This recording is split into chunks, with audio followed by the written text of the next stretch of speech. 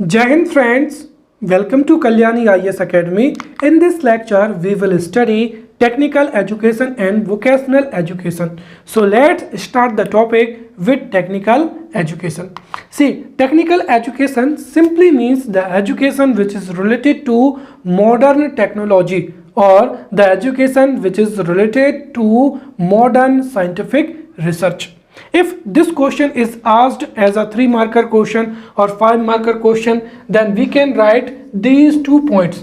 See, technical education is based on specialized knowledge of a particular science stream. So, technical education is based on specialized knowledge of a particular science stream, or we can say that the education which is related to science and modern technology, which include knowledge as well as practical work, is called as technical education, right? And technical education is provided in our country by IITs, IIMs and NITs, right? And the main objective of technical education is to provide employable skills to the students, also strengthen the students so that they could use modern technology. अब technology education क्यों required है इसको समझते हैं. यहां से भी जो है 5 marker question can be asked. Why is technical education is important, right? And why is the technical education needed in our country. So we will study one by one. The first thing is that technical education is required to utilize human resources, right? For an example, see, if industrialization has been occurred in India and many industries have been established, to run and to administer these industries, we require technical professionals.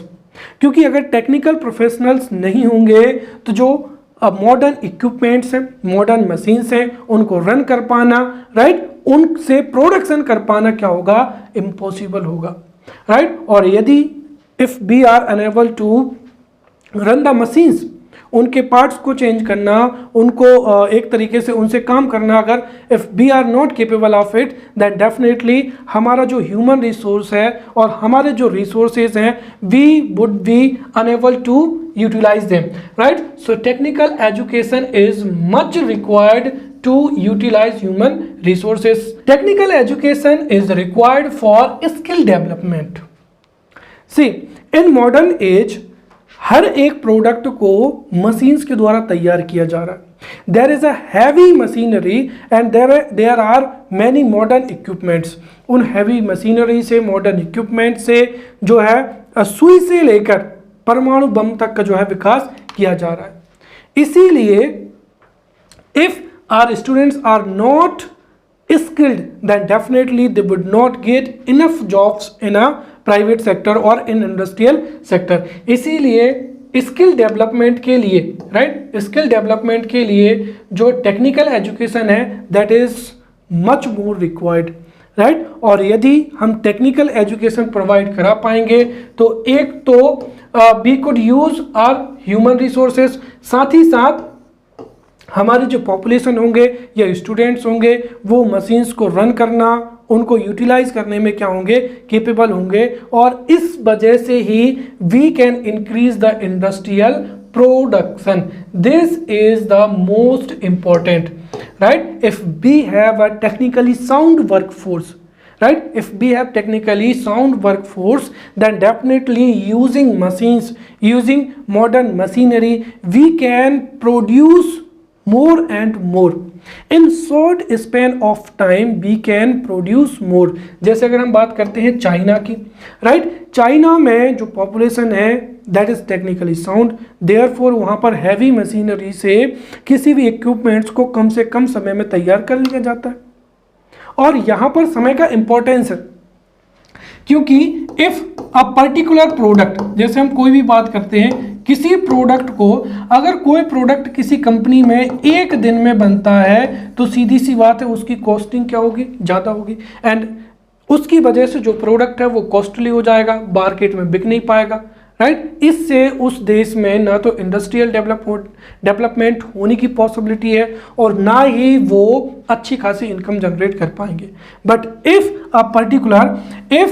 The work force, right, यदि work force कैसी technically sound है, if work force is technically trained, technically sound, so हम less amount of time में अधिक से अधिक product को produce कर पाएंगे और अधिक से अधिक प्रोडक्ट को प्रोड्यूस कर पाएंगे, सो जो कॉस्ट है वो कम हो जाएगी, प्रोडक्शन कॉस्ट कम हो जाएगी और प्रोडक्शन कॉस्ट कम हो जाएगी, सो डेफिनेटली एक तो हम जो है हमारा इंडस्ट्रियल प्रोडक्शन को इंक्रीज कर पाएंगे, साथ ही साथ इससे इंडस्ट्रियलाइजेशन को भी क्या होगा, इंक्रीज होगा। इंडस्ट्रियलाइजेशन इंक्रीज होगा, इंडस्ट्रियल प्रोडक्शन भी क्या होगा, इंक्रीज होगा।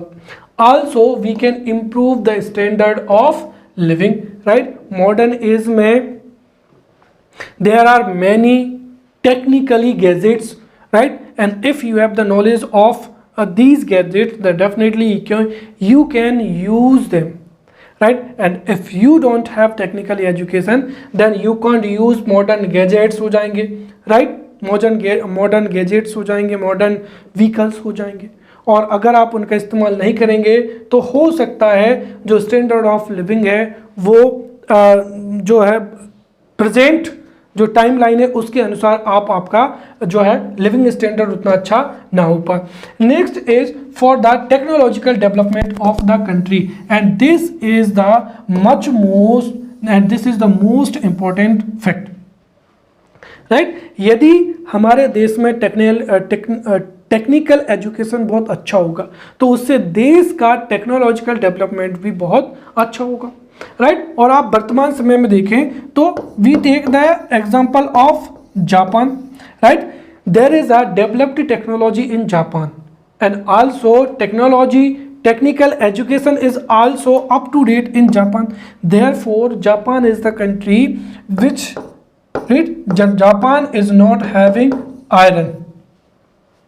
Despite this, Japan imports iron from India,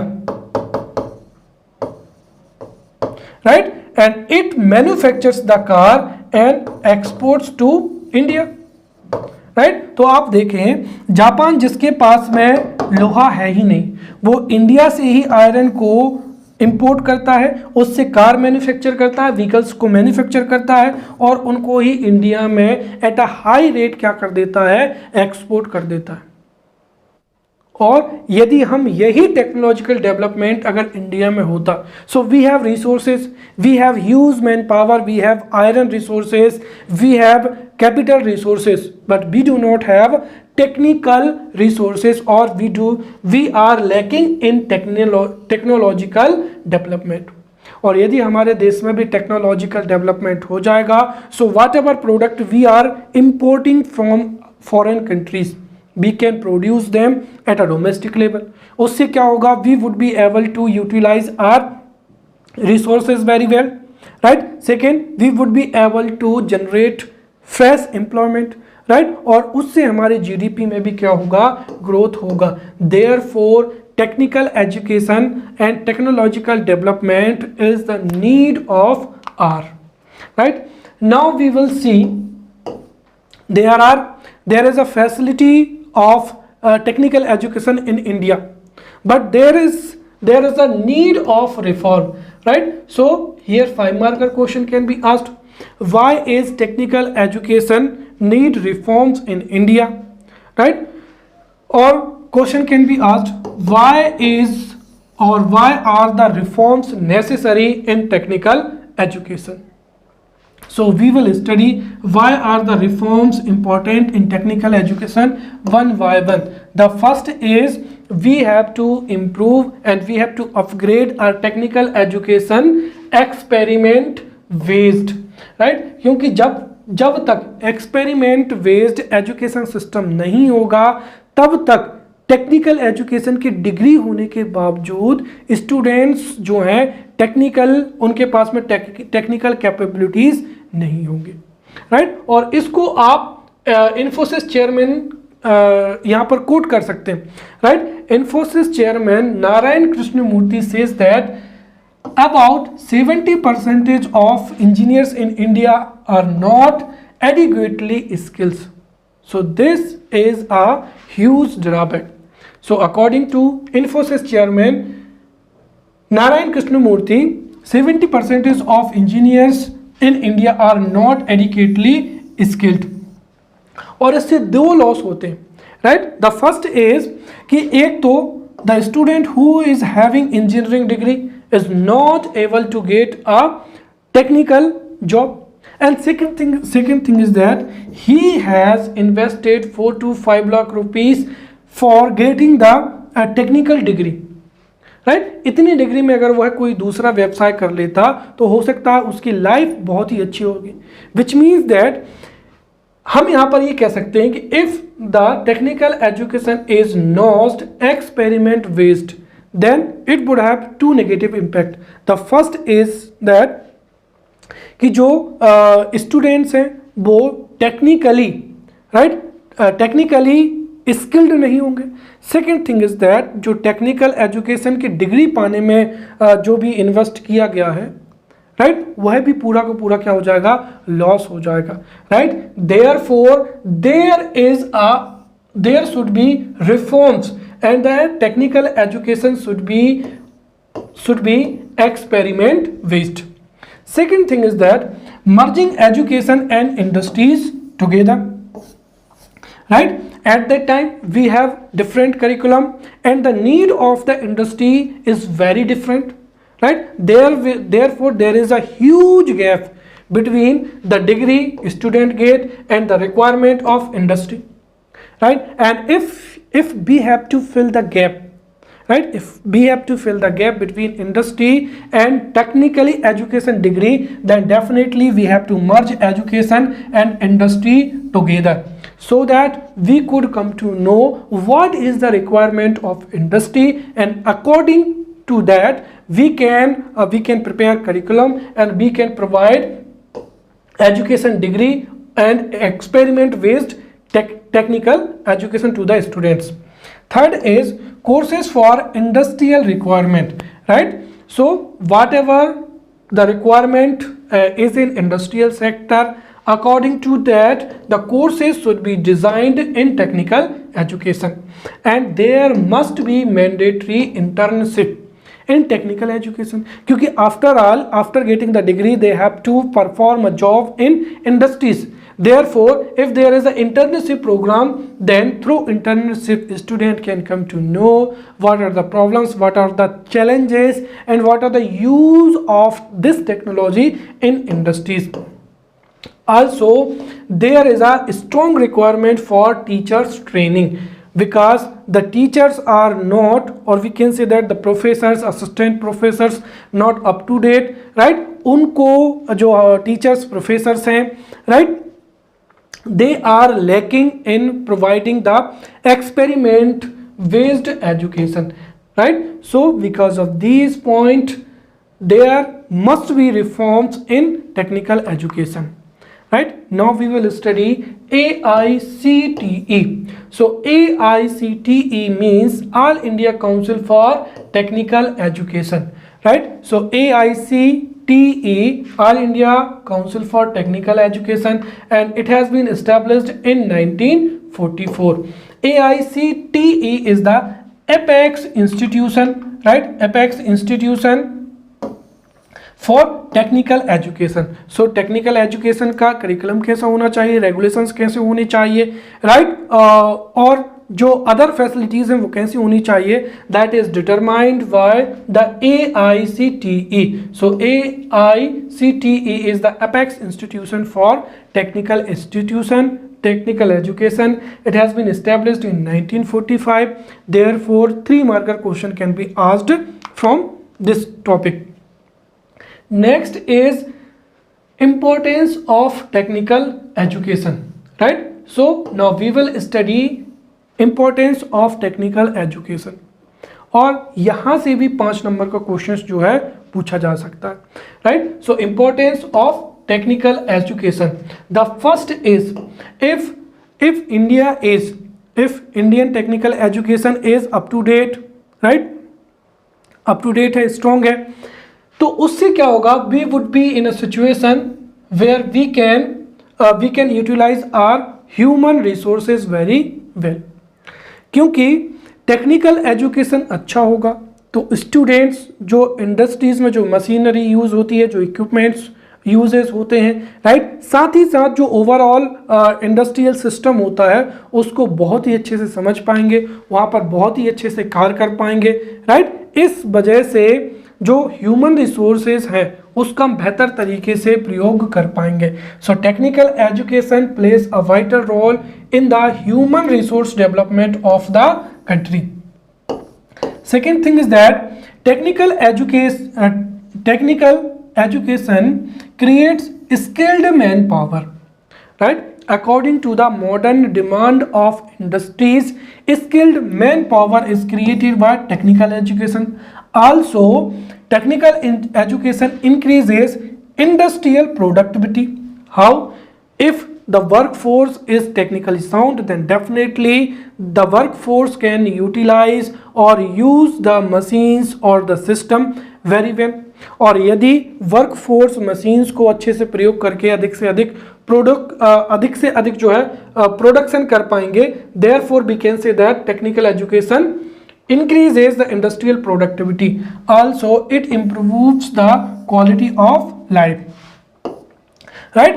And in the present era of science and technology, चाहे वो स्पेस की फील्ड हो या फिर नए नए इनोवेशंस की बात हो, if technical education is strong and बहुत ही अच्छा है, सो डेफिनेटली हमारी जो वर्क फोर्स है वह भी टेक्निकली साउंड होगी, साथ ही साथ हमारा देश में टेक्नोलॉजिकल डेवलपमेंट भी होगा, और टेक्नोलॉजिकल डेवलपमेंट होगा तो हमारे देश का ओवरऑल ग्रोथ भी हो पाएगा, right? Now we will study government initiatives for technical education. So technical education के लिए government initiatives जिसमें पहला हो जाएगा technical education quality improvement program, and second is provision of technical education in the national education policy, right? So the third and new education policy, right, which is the education policy of 2020, it has provisions, right, for providing technical education in India. Now we will study the technical education quality improvement program in detail. So the technical education quality improvement program, it has been launched in 2002 by the Ministry of Human Resources and Development with the assistance of World Bank, right? तो हमारे देश में technical education की जो quality है वो improve हो जाए, उसके लिए वर्ल्ड बैंक की मदद से in 2002 this program has been launched and it is being implemented in phased manner. इसको phased manner में जो है implement किया जाएगा.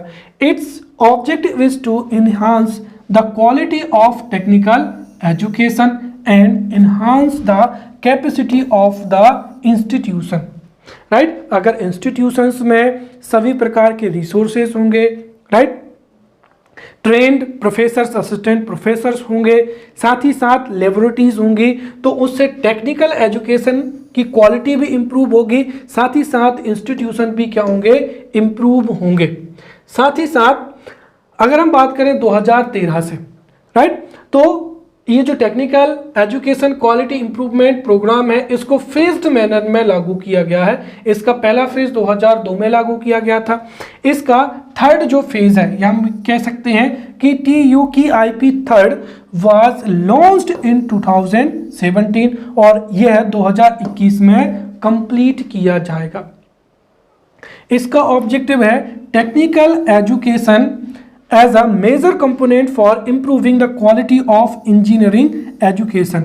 So ये जो TEQIP थर्ड है ये किस पर फोकस करता है, इंजीनियरिंग पर फोकस करता है, right. So its objective is to develop the technical education as major component for improving the quality of engineering education.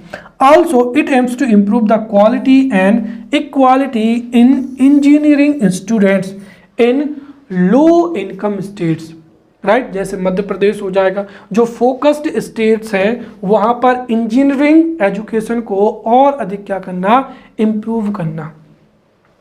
और अगर प्रेजेंट टाइम की बात करें तो at present government is willing to replace TEQIP program, right? Now government will replace this program by merit project, right? So TEQIP would be replaced by merit project by the government. Okay, now we will study the second point. National education policy proposes for technical education in mother tongue. This is also important, right? So we have studied the two initiatives, government initiative for technical education. First we have studied second provisions of technical education in new education policy. So जो new education policy उसमें क्या provision है उसको देखते हैं. So national education policy proposes for technical education in mother टंग. उसका कारण क्या है, सीधी सी बात यह है कि student can grasp much better in his और हर मदर टंग. यदि आप टेक्निकल एजुकेशन को किसी दूसरे लैंग्वेज में प्रोवाइड करा रहे हैं, so there is a low chance जो स्टूडेंट है वो टेक्निकल एजुकेशन को एक्वायर कर पाए. But if the technical education is being provided in mother tongue, then definitely student can acquire the knowledge, right? And to achieve this knowledge, right, to achieve this objective, the students, to achieve this objective, that the students must pursue professional courses like medicine, right, engineering, law, etc. in their mother tongue. The national education policy proposes for technical education in mother tongue, right? और हमारे देश में जो technical education है उसको कई राज्यों के द्वारा तो जो रीजनल लैंग्वेजेस हैं उनमें भी पढ़ाए जाने की जो है ड्राफ्ट्स तैयार हो चुके हैं, right? So in near future there is a possibility that every technical education courses would be available in regional languages और मदर लैंग्वेजेस आल्सो. साथ ही साथ जो नेशनल एजुकेशन पॉलिसी है ये प्रपोज करती है कि क्लास 8 तक तो जो है एजुकेशन को मदर टंग में ही प्रोवाइड कराया जाना चाहिए.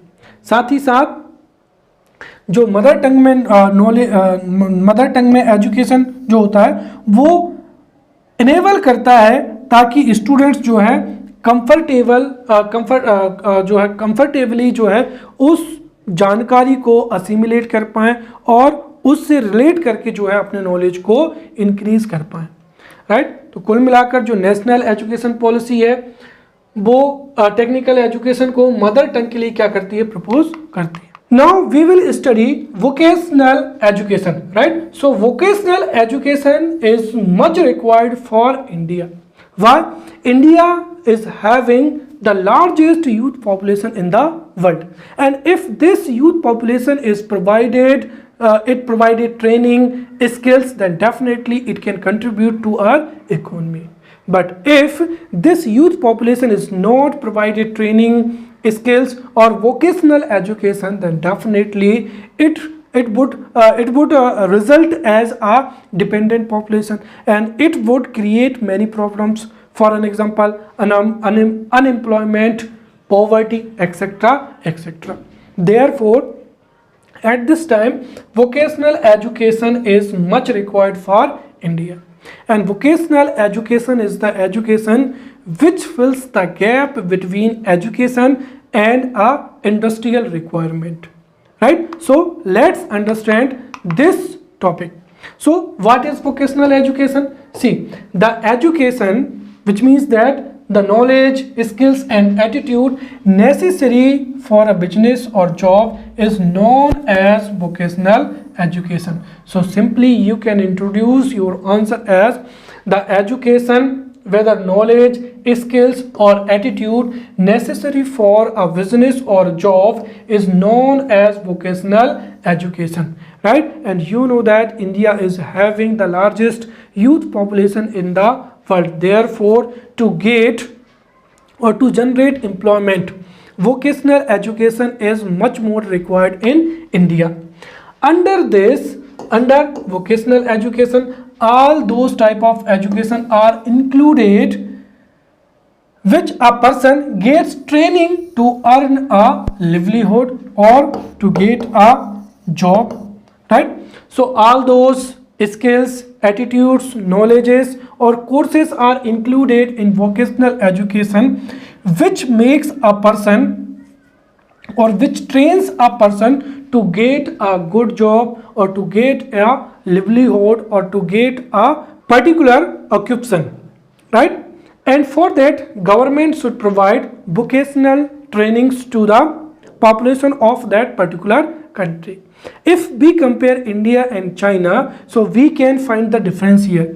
India spends on vocational training only 0.1% of its GDP, whereas China spends 2.5% of its GDP on vocational education, right? So China is spending much more than India, which is 2.5% of its GDP on vocational education. Therefore, the population of China is skilled and having a good attitude for getting job and for starting a business, right? Now we will see what are the objectives, right? So vocational objectives, vocational education के जो objectives हैं उसको हम समझते हैं. यहाँ से भी जो है एग्जाम में क्वेश्चंस पूछा जा सकता है. 5 marker question can be asked. So we will study the objectives of vocational education, right. The first objective is the bridging the gap between educated and the employable, right? If you are educated, you have a fantastic, or if you have good degree, this does not mean that you can be employed by a particular person.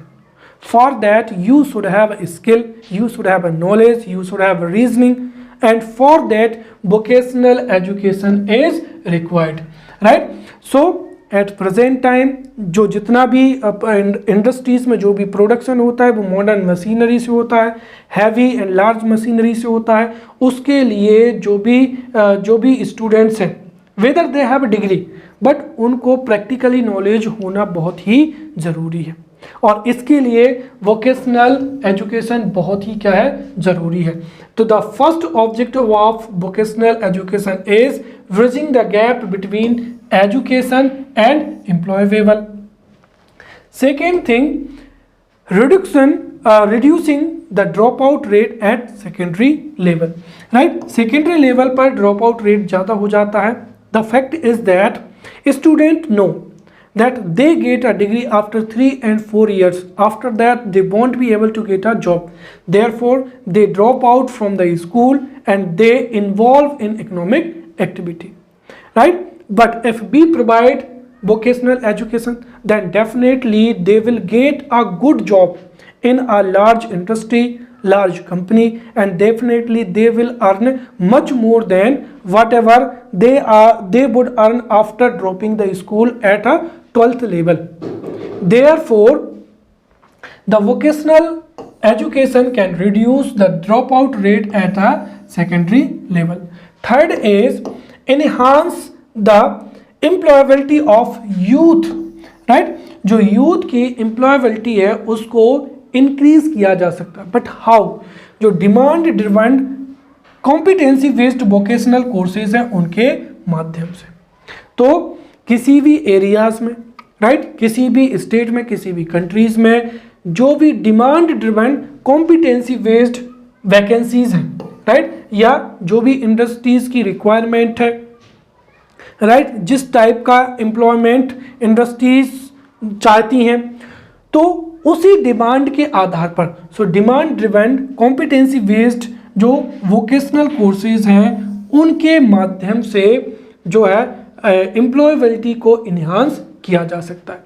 साथ ही साथ vocational education can maintain the competitiveness through the provision for multiple entry, multiple learning opportunities and vertical mobility, or we can say that interchangeability in the qualifications, right? At present यदि आप पहले जो है 10th करेंगे, 12th करेंगे, फिर graduation करेंगे, तो उससे हो सकता है कि कॉम्पिटिटिवनेस जो है वो समाप्त हो जाए, राइट, या फिर जो है स्टूडेंट्स इसके बारे में अवेयर ना हो।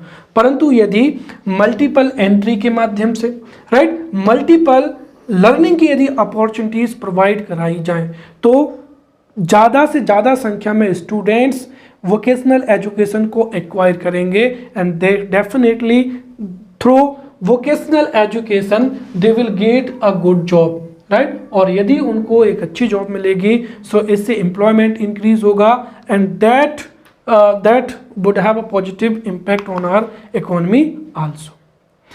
अब vocational education if is most important, then what has government done so far?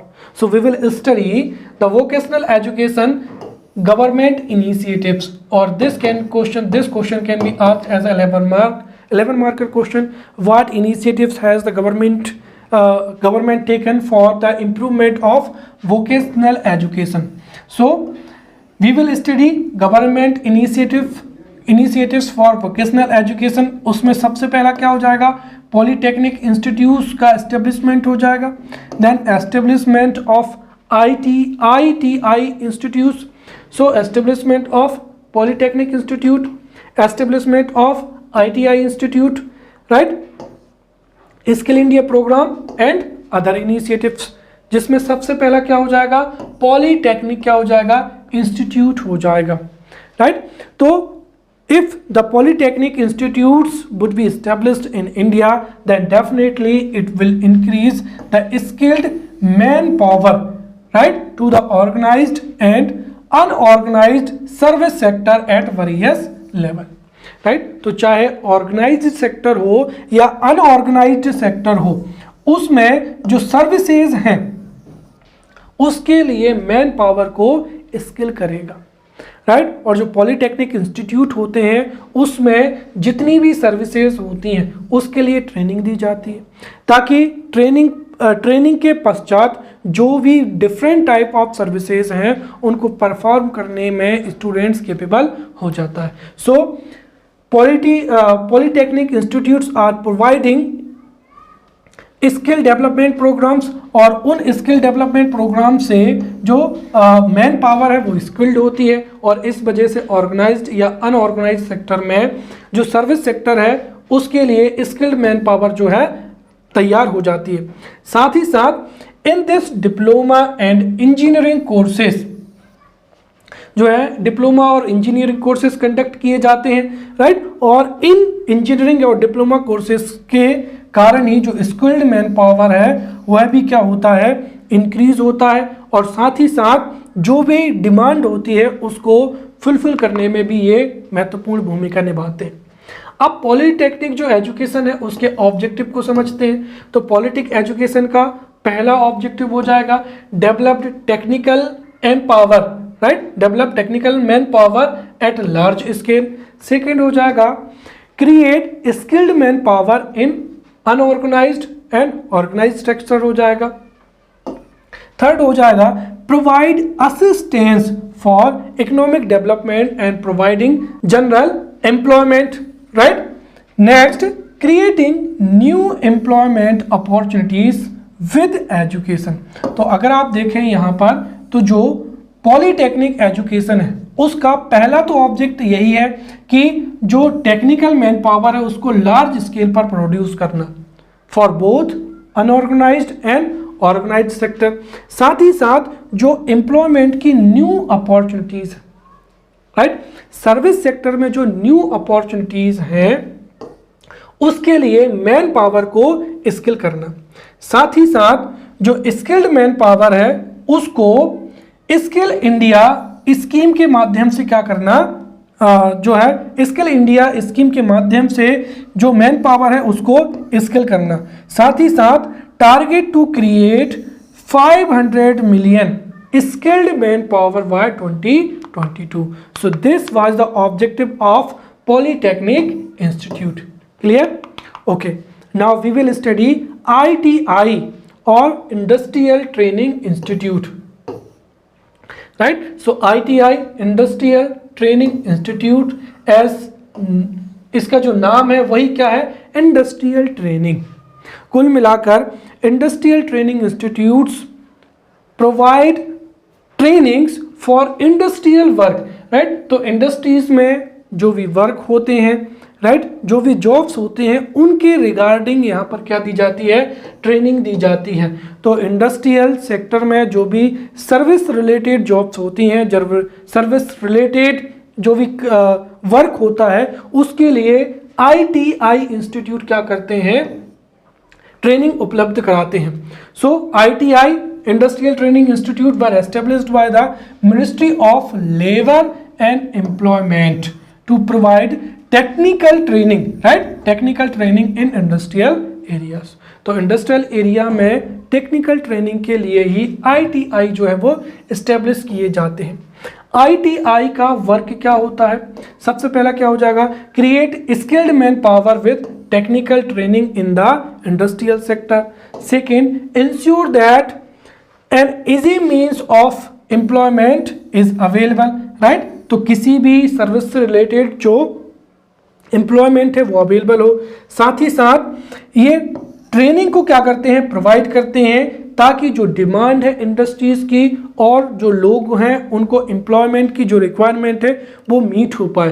तो जो इंडस्ट्रीज की जो डिमांड है उसको फुलफिल करने के लिए ये ट्रेनिंग प्रोवाइड कराते हैं। साथ ही साथ play a supporting role in skill India campaign. Third हो जाएगा skill India. See, skill India campaign is the most important and required campaign. Why? At present time, what is happening? Large number of people are unemployed in India. Also, some industries are requiring the skilled employment, right? Which means that there is a huge gap between the industries whatever they require and the person which is having the degree, right? तो students के पास में जो degree है और industries को जिस skilled employment की requirement है उसमें क्या है, यहाँ पर there is a huge gap, और इस गैप को फुलफिल किया जाना बहुत ही ज़रूरी है ताकि the educated student could get a good amount of jobs in industrial sector, और इंडस्ट्रियल सेक्टर्स की जो भी रिक्वायरमेंट है वो डोमेस्टिक लेवल पर ही क्या हो जाए, फुलफिल हो जाए। इसीलिए, और we can say that therefore skill India is a campaign which has been launched by the prime minister Narendra Modi on 5th July 2015। So skill India campaign has been launched on 5th July 2015, और इसका object क्या है कि to scale or train over 15 crore people in India in various skills by 2022। तो ये जो है ये आप इंटर बहुत अच्छे से याद रखेंगे। सो स्किल इंडिया कैंपेन का जो ऑब्जेक्ट है वो स्किल और train over 50 crore people in India in various skills by 2020, और 40 करोड़ लोगों को स्किल करने के लिए कई प्रकार की जो है इनिशिएटिव्स जो है गवर्नमेंट ने लिए हैं, right. So the skill India program includes various initiatives of the government. The first is national skill development mission, second is national policy for skill development, third is national policy for skill development and internship 2015, Pradhanmantri Kaushal Vikas Yojana and skill loan scheme. So these schemes के माध्यम से और these initiatives means in initiatives के द्वारा 40 करोड़ लोगों को skill किया जाएगा या ट्रेन किया जाएगा ताकि वो एक अच्छी जॉब को प्राप्त कर सके, right. So we have studied 3 initiatives, right? What we are studying? We are studying the vocational education, और वोकेशनल एजुकेशन के लिए जो गवर्नमेंट इनिशिएटिव्स हैं, we are studying government initiatives, and we have studied polytechnic institute, ITI and skill India programme. Now we will study the 4th initiatives, right. तो जो other initiatives हैं उनको हम पढ़ना प्रारंभ यहाँ पर करते हैं, राइट। तो फोर्थ हो जाएगा the government, the central government, the central government is setting up a national vocational qualification framework NVQF. So central government is setting up national vocational qualification framework, right? अब क्यों इसको सेटअप किया जा रहा है, उसका कारण क्या है कि इससे जो स्किल डेवलपमेंट है उसमें रिफॉर्म्स को सपोर्ट हो सके और इनकरेज हो सके। So to encourage and support reforms in skill development and to facilitate nationally standardized and acceptable qualifications, a national vocational qualification framework is being set up by central government. Also, National Skill Development Corporation of India, right? It is one of the public-private partnership in India. So जो National Skill Development Corporation of India है, इसको government ने setup किया है और ये public private partnership के आधार पर लोगों को ट्रेनिंग देंगे, लोगों को स्किल करेंगे, राइट। और इसके माध्यम से जो प्राइवेट सेक्टर है, प्राइवेट सेक्टर भी लोगों को क्या करेगा, स्किल करेगा। और यहाँ पर इसके दो फायदे हैं। पहली चीज़ तो ये है कि टू स्किल और टू ट्रेन द पीपल और एजुकेटेड स्टूडेंट्स इन इंडिया, जो भी इंफ्रास्ट्रक्चर रिक्वायर्ड होगा वो प्राइवेट सेक्टर के द्वारा अवेल कराया जाएगा, राइट। और जब उस स्किल से उन एजुकेटेड स्टूडेंट्स की जॉब लग जाएगी तो वहाँ पर NSDC उनको क्या करेगा, इकोनॉमी की या आर्थिक रूप से उनको इंसेंटिवाइज करेगा। इसके दो फायदे होंगे। एक तो जो प्राइवेट सेक्टर है, प्राइवेट सेक्टर बड़े पैमाने पर लोगों को ट्रेन करेगा, स्किल करेगा, साथ ही साथ इससे रोजगार बढ़ने की संभावना भी क्या होगी, ज़्यादा होगी।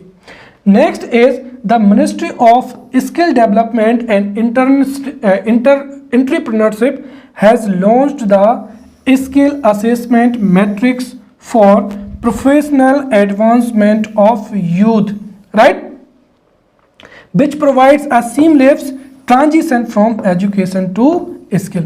तो जो skill assessment matrix for professional advancement of youth है, ये हर समय जो एजुकेशन है उसको स्किल्स में परिवर्तित करने के लिए कार्य करेगा। नेक्स्ट इज प्रधानमंत्री कौशल विकास योजना, राइट। और इसका नाम ही क्या है, कौशल विकास, कौशल विकास विच मीन्स क्या हो जाएगा, स्किल डेवलपमेंट। सो प्रधानमंत्री कौशल विकास योजना के माध्यम से जो अनएम्प्लॉयड यूथ है, अनएम्प्लॉयड यूथ को स्किल दी जाएगी, राइट, उनको ट्रेनिंग दी जाएगी ताकि वो एक अच्छी सी जॉब प्राप्त कर सके। नेक्स्ट इज ग्राम तरंग, राइट। अंडर दिस ग्राम तरंग tribal and Naxal affected areas would be identified, और फिर उन नक्सल या ट्राइबल अफेक्टेड एरियाज में वहाँ पर जो स्किल डेवलपमेंट प्रोग्राम्स हैं उनको लॉन्च किया जाएगा। वहाँ के यूथ को स्किल और ट्रेनिंग दी जाएगी ताकि वो इकोनॉमिक एक्टिविटी में अपना पार्टिसिपेशन दे सके, right. So this was all about vocational education. So we will meet in next lecture. Till then, thank you.